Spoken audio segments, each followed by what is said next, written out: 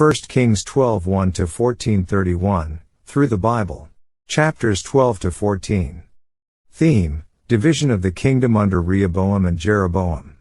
In chapter 12, Rehoboam, son of Solomon, succeeds to the throne.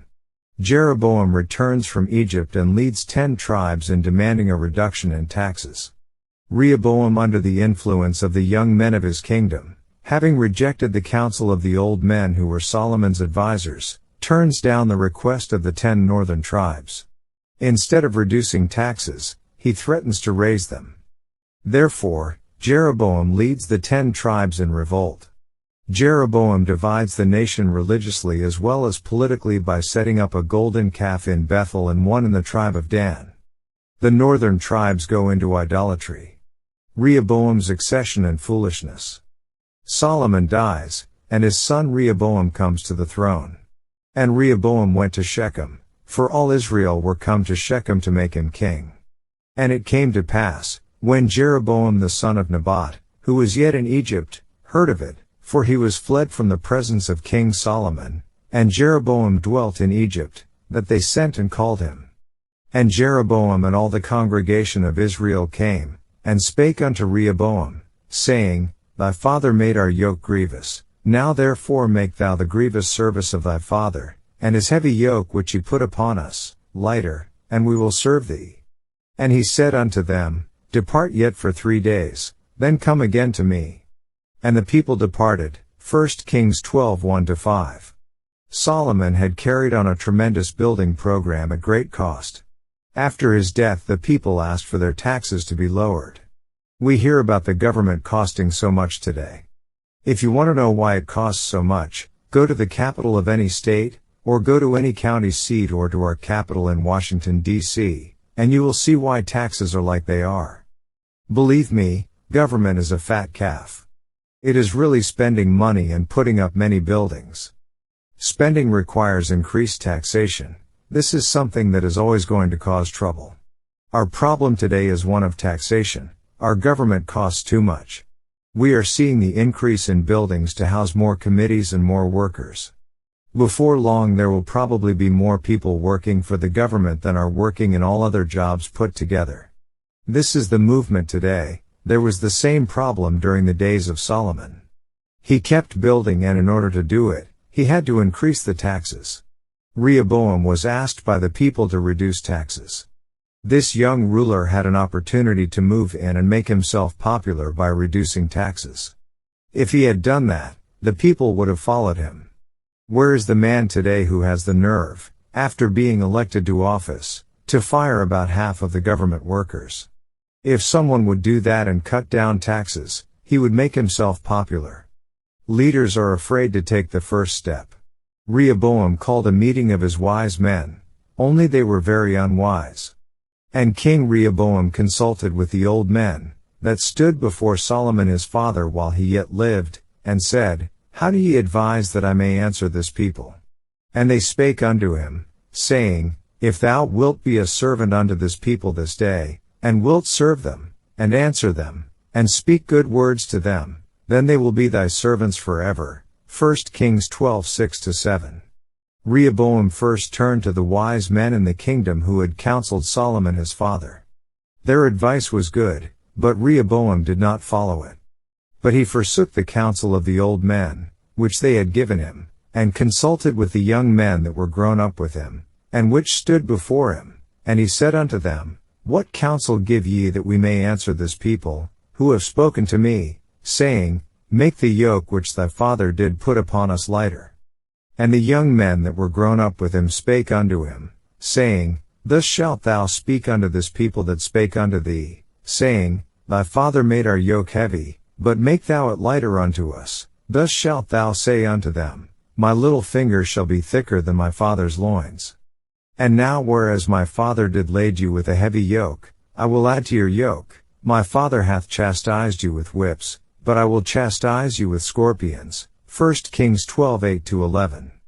Then he asked the young men who had grown up with him what they would advise. They too gave him advice, but it was foolish. So Jeroboam and all the people came to Rehoboam the 3rd day, as the king had appointed, saying, Come to me again the third day. And the king answered the people roughly, and forsook the old men's counsel that they gave him, and spake to them after the counsel of the young men, saying, My father made your yoke heavy, and I will add to your yoke. My father also chastised you with whips, but I will chastise you with scorpions. Wherefore the king hearkened not unto the people, for the cause was from the Lord, that he might perform his saying, which the Lord spake by Ahijah the Shilonite unto Jeroboam the son of Nebat. 1 Kings 12:12-15. Rehoboam heeded what the young men told him rather than what the wise older men said. He told the people, instead of decreasing the taxes, I intend to increase them. Instead of being less severe with the people, I intend to be more severe. Jeroboam becomes Israel's king and the kingdom is divided. So when all Israel saw that the king hearkened not unto them, the people answered the king, saying, What portion have we in David? Neither have we inheritance in the son of Jesse. To your tents, O Israel, now see to thine own house, David. So Israel departed unto their tents. 1 Kings 12:16. This is rebellion. This is the splitting up of the kingdom, and it will result, of course, in civil war. Then King Rehoboam sent Adoram, who was over the tribute, and all Israel stoned him with stones, that he died. Therefore King Rehoboam made speed to get him up to his chariot, to flee to Jerusalem. 1 Kings 12:18. All Israel stoned Adoram. That is the way they got rid of the tax collector. And when Rehoboam heard what had happened, he fled to Jerusalem. So Israel rebelled against the house of David unto this day. 1 Kings 12:19. Israel rebelled against the house of David until the time 1 Kings was written. It was a rebellion that continued on until they returned from the Babylonian captivity. Rehoboam's unwise decision in not listening to the people enabled Jeroboam to take the 10 northern tribes and build a northern kingdom. Jeroboam's idolatry. Then Jeroboam built Shechem in Mount Ephraim, and dwelt therein, and went out from thence, and built Peniel.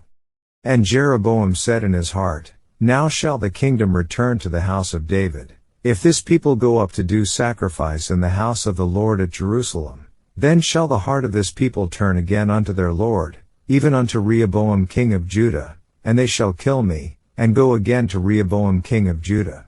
Whereupon the king took counsel, and made 2 calves of gold, and said unto them, It is too much for you to go up to Jerusalem. Behold thy gods, O Israel, which brought thee up out of the land of Egypt. And he set the one in Bethel, and the other put he in Dan. And this thing became a sin, for the people went to worship before the one, even unto Dan. 1 Kings 12:25-30. Jeroboam put a golden calf in Bethel and one in Dan. He put them there for the people to worship so that they would not go to Jerusalem to worship in the temple. This marks the division of the kingdom into the northern and southern kingdoms. We will now follow the account of the divided kingdom and will find that the method used in 1 and 2 Kings is to record some history about Israel and then some history about Judah. The record goes back and forth. We will be looking at both kingdoms as we go along, but the kingdom of Judah will last longer than the kingdom of Israel. Also, almost all of the prophets, except the post-captivity prophets, prophesied during this period. See Chronological Table of the Kings of the Divided Kingdom, p. 331. The table shows which kings of Judah and Israel were contemporary, that is, those who ruled at the same time, and which prophets prophesied during each reign. This brings us to the end of 1 Kings 12. Rehoboam is the king of the southern kingdom following in the Davidic line. Jeroboam is the king of the northern kingdom. He has introduced idolatry into the north by building 2 golden calves and placing them in Bethel and Dan so that the people would no longer go to Jerusalem to worship. There is a division. Soon civil war will break out. It will continue until the northern kingdom goes into captivity. And we will find that eventually the southern kingdom will also go into captivity. This is a sad period in the life of the nation of Israel. It contains many lessons for us and for our government. In chapter 13 we see God's judgment against the false altar of Jeroboam and the strange incident of the man of God who was deceived by a fellow prophet. The kingdom has now been divided following the rebellion led by Jeroboam, who took the 10 northern tribes and formed the kingdom of Israel. Rehoboam, a man who certainly did not have the wisdom nor the diplomacy of his father Solomon, was actually responsible for the splitting of the kingdom. The northern kingdom will eventually go into captivity in Assyria and the southern kingdom into Babylon. There can be a great deal of confusion as we go through this section and read of king after king. You may wonder whether this king belongs to the northern kingdom or the southern kingdom, and whether he is good or bad. The chronological chart of the kings will give you that information. When I was a freshman in college, I took a Bible course that was puerile. It was a weak cup of tea. There were certain questions that were always asked in that class. One of the questions was, name the kings of Israel and Judah and briefly describe the reign of each. Well, some freshman in years gone by had made a profound discovery. He found out that if he memorized the names of the kings and wrote after each one, a bad king, he could make 95% on the test. What freshman would want to make a better mark than that? So that is what all the freshmen did. You are going to find that in the northern kingdom every king was bad. There wasn't a good one in the lot. There were only 8 kings in the southern kingdom, over a 200-year period, who could be called good. The rest of them were bad kings. This is a dark blot in the history of Israel. Yet, I think you would find a similar record in other lands. If you want to bring all of this down to today, how many good presidents have we had? Party allegiances aside, I believe that history will have to record that we did not do so well either. We have probably had a better percentage of good leaders than Israel, but our batting average hasn't been very good. The thing that makes Israel's record so bleak is that these people had light from heaven. They had a revelation from God, and their responsibility was greater. But I also feel that the responsibility of our nation is greater than that of other nations because we have, in certain respects, more light from heaven than other nations. Unfortunately, our political affairs are a black spot in the life of our nation. I would like to look back to Solomon for a moment to see why the kingdom was rent. Here is what happened. Solomon was given a special dispensation of wisdom from God to administer the kingdom. Yet that wisdom, apparently, did not enter into his own personal life. Solomon obviously did not have spiritual wisdom or discernment.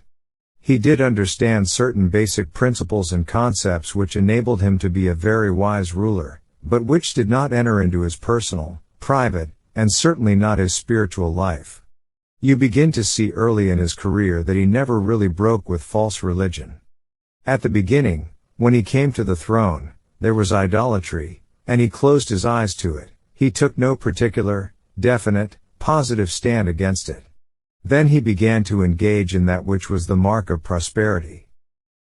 He sent ships out to bring back apes and peacocks. There's nothing particularly wrong with apes and peacocks, but such an obsession is wrong if you have been called to glorify God, to witness and live for Him. Solomon had a definite weakness. The book of Proverbs reveals the wisdom of Solomon, but the book of Ecclesiastes reveals his foolishness.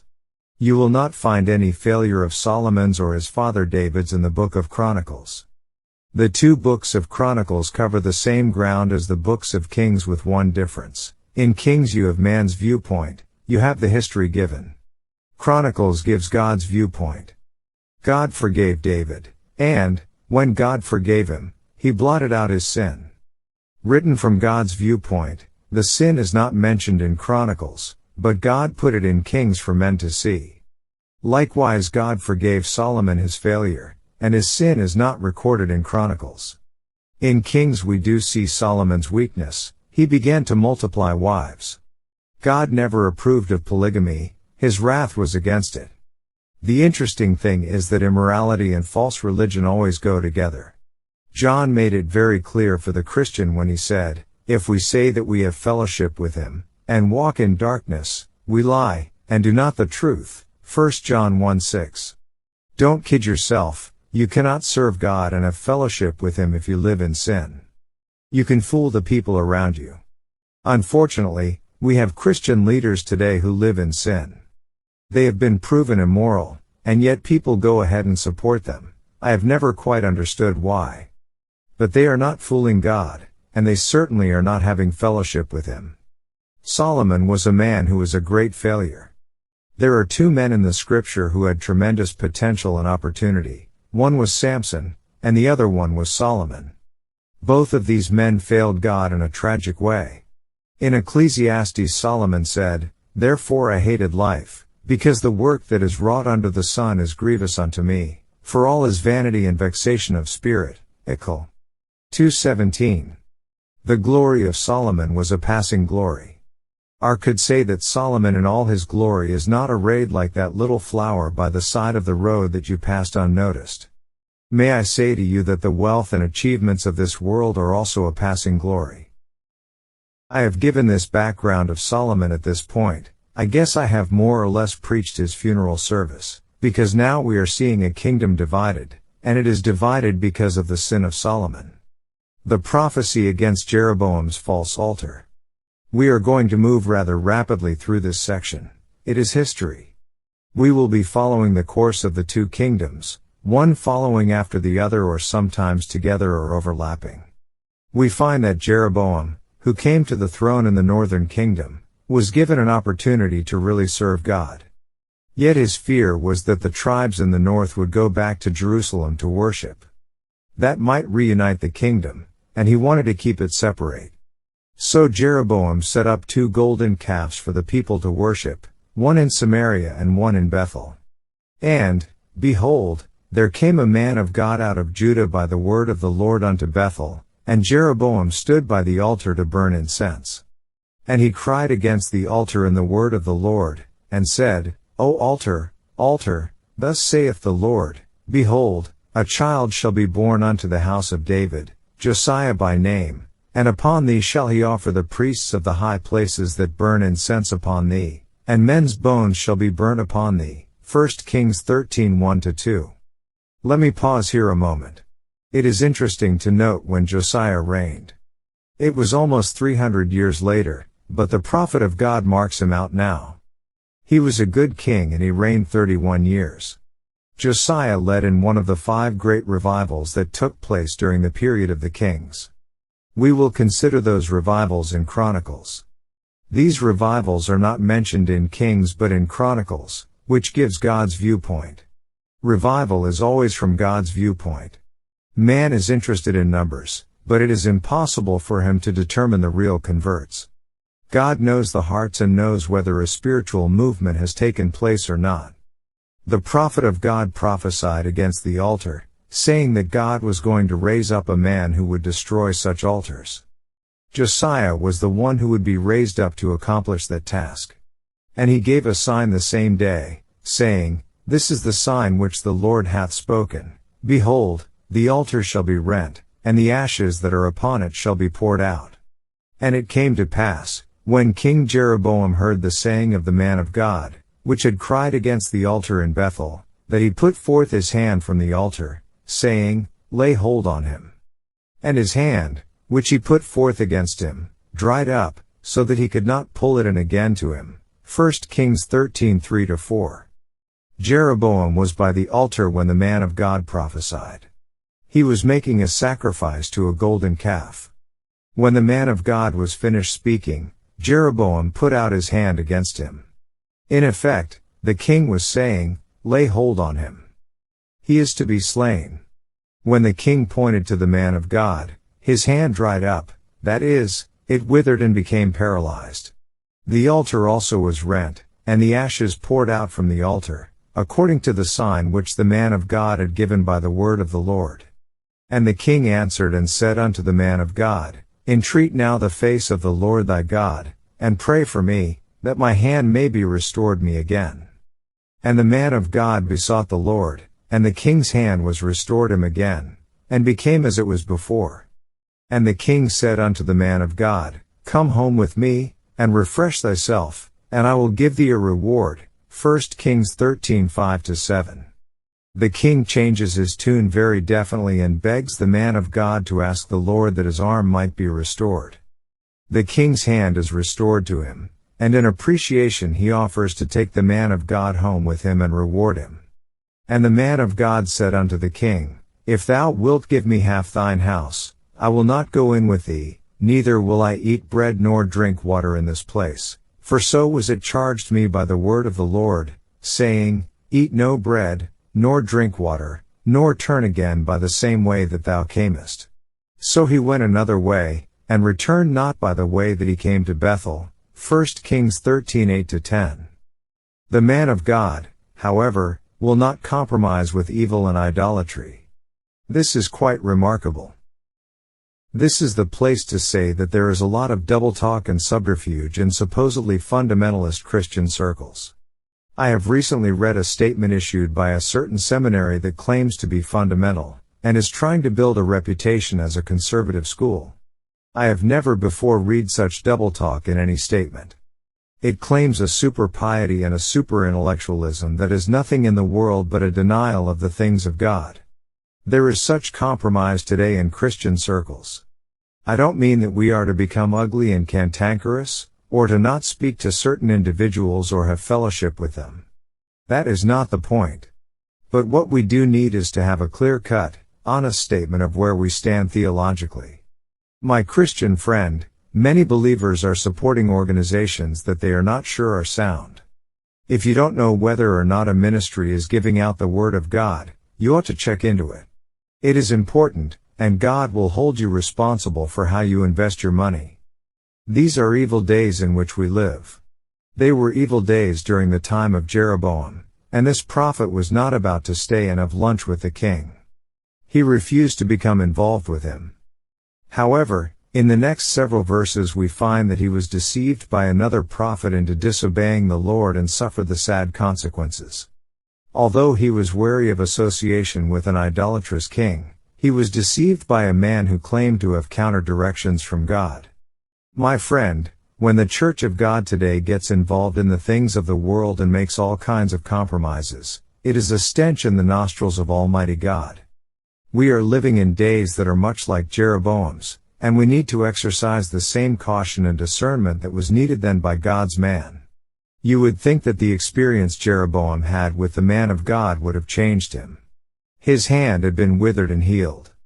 Do you think he changed? After this thing Jeroboam returned not from his evil way, but made again of the lowest of the people priests of the high places. Whosoever would, he consecrated him, and he became one of the priests of the high places. And this thing became sin unto the house of Jeroboam, even to cut it off, and to destroy it from off the face of the earth. 1 Kings 13:33-34. Chapter 14 describes the reigns of Jeroboam and Rehoboam and sets the pace for the sordid record of the kings of the divided kingdom. There was not one good king in the northern kingdom of Israel, all 19 of them were bad kings. In the southern kingdom there were 20 kings, of which 12 of them were bad. Only 8 of them could be labeled good kings. And of the 8, only 5 were outstanding. See chronological table of the kings of the divided kingdom on p. 331.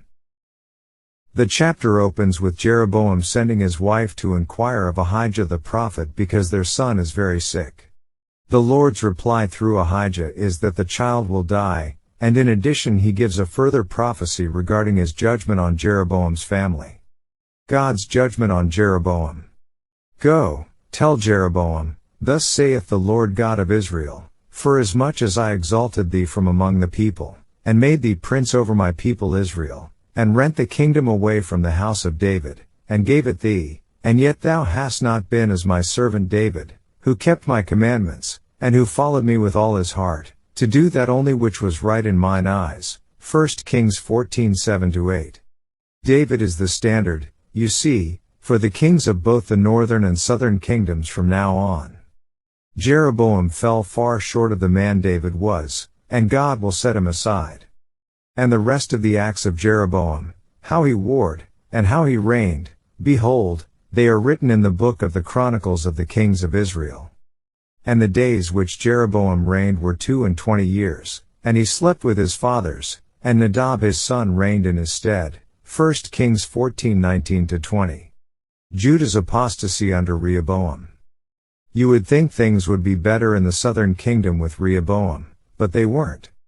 And it came to pass in the 5th year of King Rehoboam, that Shishak king of Egypt came up against Jerusalem, and he took away the treasures of the house of the Lord, and the treasures of the king's house, he even took away all, and he took away all the shields of gold which Solomon had made. And King Rehoboam made in their stead brassen shields, and committed them unto the hands of the chief of the guard, which kept the door of the king's house. 1 Kings 14:25-27. Old Rehoboam is now beginning to go down, but he is keeping up a front. When the golden shields are taken by the king of Egypt, he substitutes brass shields. Next we are told that there was civil war. And there was war between Rehoboam and Jeroboam all their days. 1 Kings 14:30. Finally, we have the death of Rehoboam. And Rehoboam slept with his fathers, and was buried with his fathers in the city of David. And his mother's name was Naamah an Ammonitess. And Abijam his son reigned in his stead. 1 Kings 14:31.